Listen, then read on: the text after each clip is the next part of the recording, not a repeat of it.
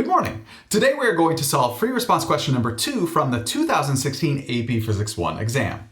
Bo, please read the problem through part B. All the way through part B? Yes, please. Flippin' Physics. A new kind of toy ball is advertised to bounce perfectly elastically off hard surfaces.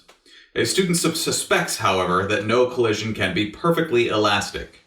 The student hypothesizes that the collisions are very close to being perfectly elastic for low-speed collisions, but that they deviate more and more from being perfectly elastic as the collision speed increases. Part A. Design an experiment to test the student's hypothesis about collisions of the ball with a hard surface. The student has equipment that would usually be found in a school physics laboratory. Part I. What quantities would be measured?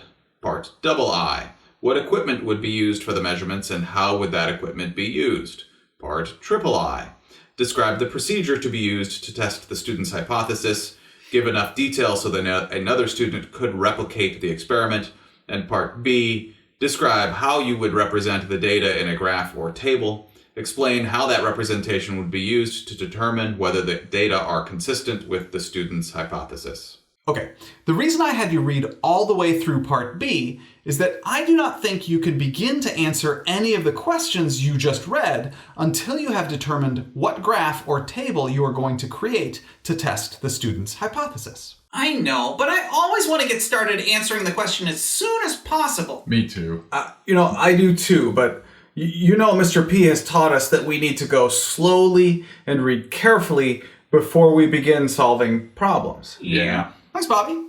So, what are your thoughts on how to test if the toy ball bounces perfectly elastically?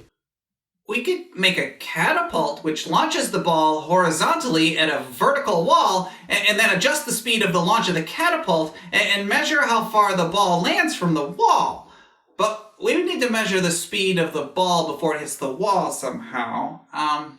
We could build a cylinder as a launch tube for the ball with a combustion chamber below it, which we fill with lighter fluid, and then light the lighter fluid to cause an explosion to launch the ball way into the air. And then Hold on. We could just drop the ball from various heights and measure the rebound height, right? If the rebound height is the same as the dropped height, then the collision was perfectly elastic. That would be easier. Not nearly as much fun, though. Yeah, that's true. Right, so when thinking of your experiment, it is really best to use a simple experiment. That way it will be easier to describe in the limited amount of time on the exam. And remember, lighter fluid and catapults are not really items typically found in a school physics laboratory. Bobby, I like your idea. Could you please answer parts I through I using your suggested lab? Okay, Part I, because we are dropping the ball from various heights, we need to measure the initial drop height, HI, and the maximum rebound height, or height final, HF. Part I, for the equipment, we would need a video camera and a meter stick. Video the motion of the ball and measure height initial and height final in the video using the meter stick. Part I, the procedure. I would say we place a meter stick vertically above a hard surface, drop the toy ball 10 times from various heights such that the initial height is always measurable using a meter stick. Use the video camera to video the motion of the ball from initial drop to maximum height final of the first bounce. Review the video to measure initial and final heights. Very nice, Bobby. Billy, please answer part B. Sure, I would use a graph rather than a table so we do not have to make up data for the data table. Plus, I like to be able to visualize what the data looks like in the graph. So, on our graph, plot height final as a function of height initial.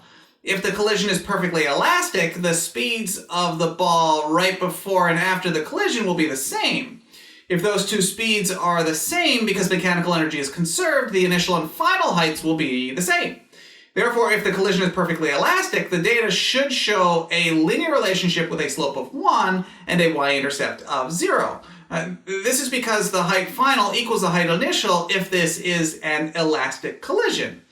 In order for our data to be consistent with the hypothesis, for small initial heights, the data should have a best fit line near a slope of 1, And for large initial heights, the data should be below the height final equals height initial line, because if the collision is not perfectly elastic, some of the kinetic energy of the ball will be converted to heat and sound during the collision, making the final height less than the initial height. Nicely done, Billy.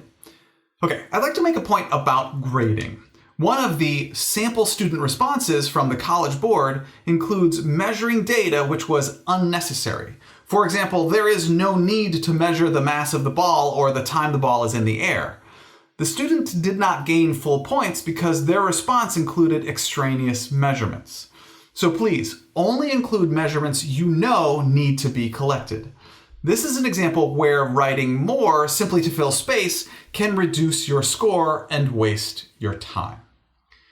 Billy, please read all of Part C. Part C. A student carries out the experiment and analysis described in Parts A and B.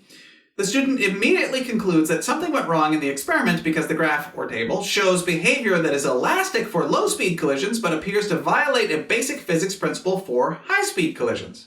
Part I.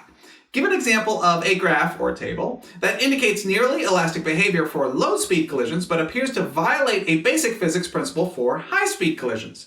And Part II, state one physics principle that appears to be violated in the graph or table given in Part CI. Several physics principles might appear to be violated, but you need only to identify one. Briefly explain what aspect of the graph or table indicates that the physics principle is violated and why. Thank you, Billy. Bobby, please answer all of Part C. Well, for the graph for Part I, the low-speed collisions, which would be low initial height collisions, the final height should equal the initial height because the collisions are perfectly elastic. So our measured data should be on the dotted line, or the height final equals height initial line. For larger initial height collisions, if a principle of physics appears to be violated, the height final would need to be greater than the height initial, so the data would be above the dotted line for larger initial heights. For Part II, conservation of energy appears to be violated because the height final appears to be greater than the height initial. Therefore, there appears to be more mechanical energy in the form of gravitational potential energy after the collision than before the collision. In the absence of external work done on the system, the final mechanical energy of the system cannot be greater than the initial mechanical energy of the system. This would show that the ball gained kinetic energy during the collision, which does not make any sense. Absolutely, Bobby.